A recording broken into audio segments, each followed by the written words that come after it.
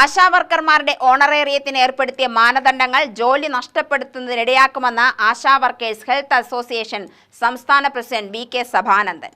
Kerala ASHA health workers association സിന്ദാബാദ്.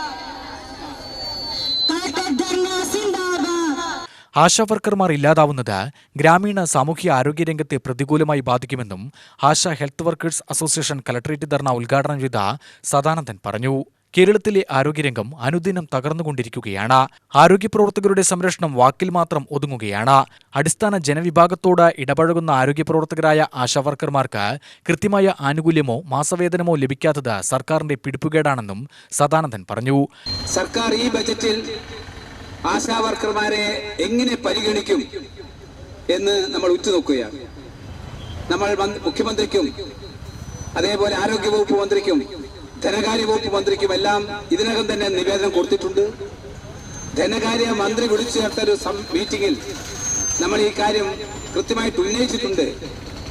Honorarium വർദ്ധിപ്പിക്കണം. ഇന്ന് കിട്ടുന്ന 7,000 രൂപ ഓണറേറിയം ഒരു പേരിന് മാത്രമാണ് ഉള്ളത്. സർക്കാർ ഓണറേറിയം 7,000 രൂപ പ്രഖ്യാപിക്കുന്നതോടൊപ്പം തന്നെ മറ്റൊരു കാര്യം കൂടി അന്ന് പ്രഖ്യാപിച്ചിട്ടുണ്ട്. നിബന്ധനകൾ, മാനദണ്ഡങ്ങൾ. ഒരു മാനദണ്ഡം പാലിച്ചില്ലെങ്കിൽ 700 രൂപ അതിൽ നിന്നും കട്ട് ചെയ്യും. എന്താണ് മാനദണ്ഡങ്ങൾ? മീറ്റിംഗ് കൂടണം എന്നുള്ളതാണ് ഒരു മാനദണ്ഡം. മീറ്റിംഗ് കൂടുക എന്ന് പറഞ്ഞാൽ ആശാവർക്കർമാരുടെ കാര്യത്തിൽ മാത്രം നിൽക്കുന്നതല്ല.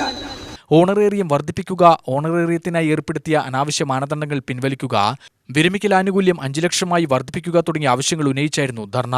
ജില്ലാ പ്രസിഡന്റ് രേവതി രാജ് അധ്യക്ഷത വഹിച്ചു. അജിത വണ്ണാമട, KM BV, സുഗുണ പട്ടഞ്ചേരി, സുമ പെരുങ്ങോട്ടുകുറിശി, ചെമ്പകം എന്നിവർ സംസാരിച്ചു.